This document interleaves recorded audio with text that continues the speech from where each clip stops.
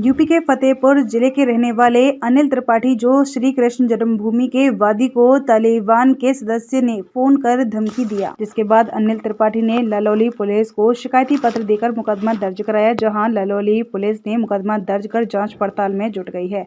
जिले के ललौली थाना क्षेत्र के देवगांव के रहने वाले अनिल त्रिपाठी मथुरा में श्री कृष्ण जन्मभूमि में शाही मस्जिद जो कि अवैध रूप से बना होने का दावा करते हुए कोर्ट में वाद दायर किया है।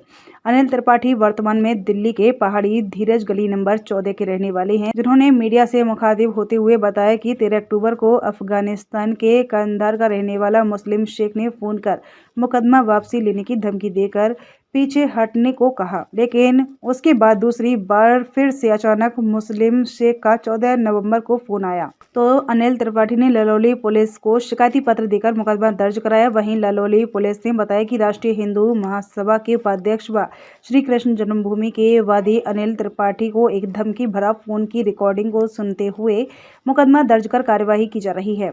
वहीं हिंदू नेता अनिल त्रिपाठी ने कहा आज उनकी मांग है कि जो शाही मस्जिद मथुरा में बनी हुई है वह कृष्ण जन्मभूमि ट्रस्ट के नाम पर दर्ज है।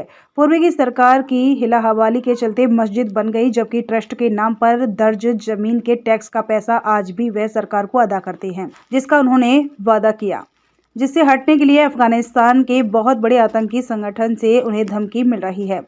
इसके पूर्व में भी उन्हें धमकियां मिली थीं, जिसकी शिकायत दिल्ली पुलिस और आईबी दी है। उन्होंने कहा कि ठाकुर केशव देव जी महाराज विराजमान मंदिर कृष्ण जन्मभूमि बनाम ईदगाह का मथुरा सीनियर डिवीजन में 2021 को मुकदमा दाखिल किया, जिसे वापस लेने के लिए उन्हें धमकियां दी जा रही हैं, जिसका ऑडियो उनके पास है धमकी भरा। वहीं उन्होंने सरकार से सुरक्षा की मांग को लेकर पूछने पर उन्होंने साफ इनकार कर दिया कि उन्हें फोर्स पर विश्वास नहीं है। फोर्स की सुरक्षा में रहने वालों की हत्या हो जाती है, इसलिए उन्हें कोई सुरक्षा नहीं चाहिए। कल आपने मुकदमा दर्ज कराया जिसमें ये बताया जा रहा है कि उसने लगातार आपको 2 बार धमकी दी, इसके पूर्व में भी आपके पास धमकी दी थी। क्या मुकदमा वापसी को लेकर के वो लोग दबाव बना रहे हैं? हाँ, वो स्पष्ट रूप से कह रहे हैं कि ये मुकदमा आप इससे बाहर हो जाइए और ये मुकदमा आप वापस ले लीजिए, वरना मैं आपको या आपके परिवार सहित घर में घुसकर मैं हम आपके खिलाफ जो है जान माल का खतरा पहुंचाएंगे, आपको मारेंगे, आपको बम ब्लास्ट करेंगे, तमाम तरीके की बातें करता है वो। कहाँ का रहने वाला है मुस्लिम शेख? और मुस्लिम शेख को मैं तो नहीं जानता हूँ, मुस्लिम शेख, लेकिन उसने बताया मैं कंधार से बोल रहा हूँ। कहाँ से? कंधार अफगानिस्तान से बोल रहा हूँ, ऐसा उसने मुझे फोन पे बताया। इसकी रिकॉर्डिंग मेरे पास है। दिल्ली में आप थे, दिल्ली में भी आपको धमकी आई थी, तब क्या आपने पुलिस को कोई शिकायती पत्र दिया था? नहीं, मैंने पुलिस को शिकायती पत्र नहीं दिया, लेकिन मैंने क्षेत्रीय जो थाना है उसको मैंने फोन पे सूचना दी। फोन पे सूचना देने के बाद उनसे बोलकर मैंने उनकी रिकॉर्डिंग करी और आईबी सेल का जो मेरा इंचार्ज है वो दिल्ली का, जो हिंदू सेक्शन देखते हैं, उनको मैंने बताया और उनको भी मैंने बोल के उनकी रिकॉर्डिंग ली। उन्होंने उसकी जांच कराई। जांच कराने के बाद उन्होंने मुझे बताया नहीं, ये कंधार से है और ये अफगानिस्तान से फ़ोन आया है और इस पे आप अगर कोई आता है तो आप FIR कराइए। कब आपके पास धमकी आई थी? पहले मुझे 13 अक्टूबर को आई, इसके बाद 14 तारीख को आई। जी, कितने बार आई थी 14 अक्टूबर को? एक बार। कहाँ आए थे? यहाँ फतेहपुर में?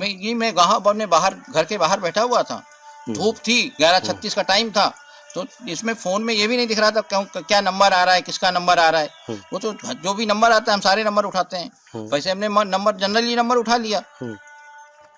पहले तो पश्तूनी भाषा में, पता नहीं कैसे अफगानी भाषा में बोल रहा था, बाद में मैंने थोड़ा मुझे हिंदी में उसने बोला, आधा अफगानी भाषा आधी हिंदी भाषा।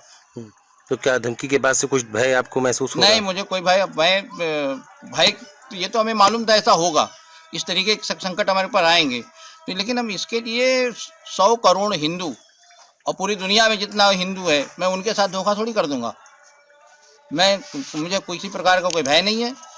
मैं हिंदुओं की आस्था को लीड कर रहा हूँ और उसमें कोई समझौता नहीं कर सकता। क्या प्रशासन से क्या मांग है आपकी?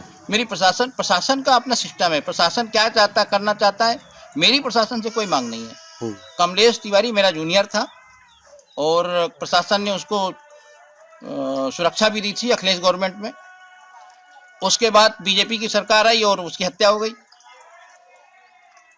तो पुलिस सुरक्षा में रह के ये गारंटी नहीं है कि आप सुरक्षित हैं। तो क्या लग रहा है, पुलिस को सुरक्षित मुझे नहीं? मुझे ऐसा नहीं लगता कि पुलिस सुरक्षा में अगर आदमी सुरक्षित होता, राजीव गांधी की हत्या हो जाती क्या, इंदिरा जी की हत्या हो जाती क्या? प्रोटेक्शन दे सकती है, लेकिन सुरक्षा, मुझे लगता है पुलिस सुरक्षा में आदमी असुरक्षित ज्यादा हो जाता है। तो आप अपने गांव से आए हैं मथुरा, हाँ। तो ये गांव कौन सा है आपका, और यहाँ पे? ये देव गांव है, ये थाना ललोली लगता है, और जिला फतेहपुर से हूँ मैं। और मुझे गर्व है, मैं ऐसा काम कर रहा हूँ जो भविष्य में एक इतिहास बनेगा और स्वर्ण अक्षरों में लिखा जाएगा। आगे आने वाली 100 साल बाद, 200 साल बाद पीढ़ी मेरा नाम याद करेगी। तो मुझे ये सब सोचकर मुझे किसी प्रकार का, मैं इतिहास रचने के लिए आया हूँ, मुझे किसी प्रकार का ना भय है ना किसी प्रकार का कुछ है। क्या चाह रहे हैं कि वहाँ से मस्जिद हटा करके राधा कृष्ण का भव्य मंदिर बनाया जाए? हाँ, राधा कृष्ण का मंदिर वहाँ बनेगा, और पिछले साल भी हमने हनुमान चालीसा का वहाँ पाठ किया था। प्रशासन ने बहुत रोकने का प्रयास भी किया। इसके पहले हमने वहाँ मस्जिद में ज़बरदस्ती घुसने की धमकी भी दी थी, जिसमें हेलीकॉप्टर से योगी आदित्यनाथ ने कम से कम 2000 पुलिस लगाई हमारे लिए। हमको दिल्ली वाले हमारे घर पे हमको 150 पुलिस भेज के हमें हाउस अरेस्ट किया।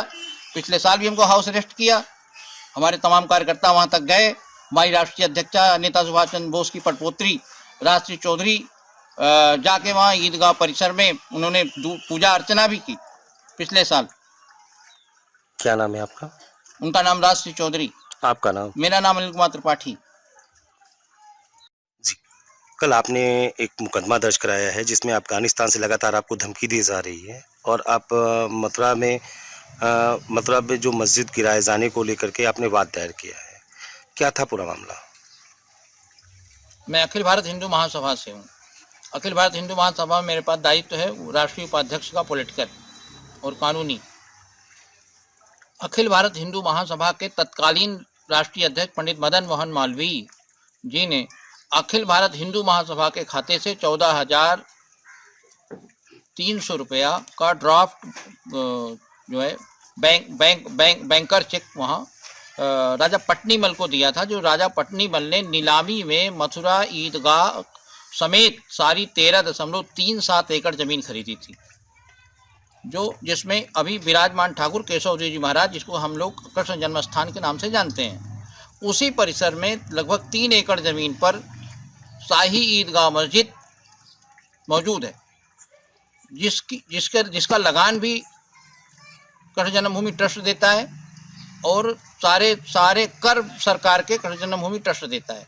और तब भी सरकार की लापरवाही से, या नेहरू सरकार की लापरवाही से, या अभी की सरकार की लापरवाही से लगातार ईदगाह मस्जिद उसमें बनी हुई है, और अभी तक उसमें कभी नमाज नहीं होती थी। अब वहाँ परमानेंट नमाज होती है, जबकि ईदगाह में साल में एक ही बार नमाज होती है। इन सब कारणों को देखते हुए और राम जन्मभूमि केस को जीतने के बाद हम लोगों ने शाही ईदगाह मस्जिद पे फोकस किया और उस पर हमने मुकदमा डाला। मुकदमा डालने का कारण यह है कि जमीन हमारी है, पैसा हमारे अखिल भारत हिंदू महासभा से गया है, और हम उसके कर्ता धर्ता हैं।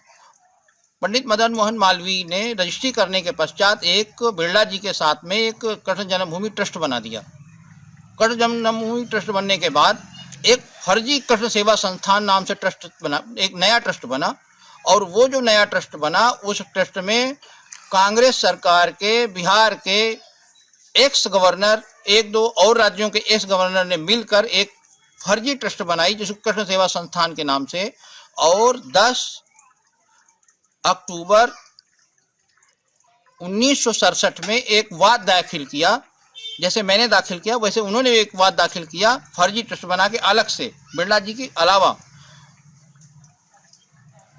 मथुरा अदालत में। और इसके 1 साल बाद ईदगाह इंतजामिया कमेटी से इन्होंने सुलह कर लिया। उस सुलह के खिलाफ हम लोग गए। धमकी कौन दे रहा है आपको, और क्या मामला है? धमकी हमको ये जो प्रकरण है, ये पहले इलाहाबाद ट्रांसफर हुआ हाई कोर्ट के बाद ये सुप्रीम कोर्ट ट्रांसफर हो गया। इंतजामिया कमेटी वहाँ सुप्रीम कोर्ट में हमारा विरोध कर रही है।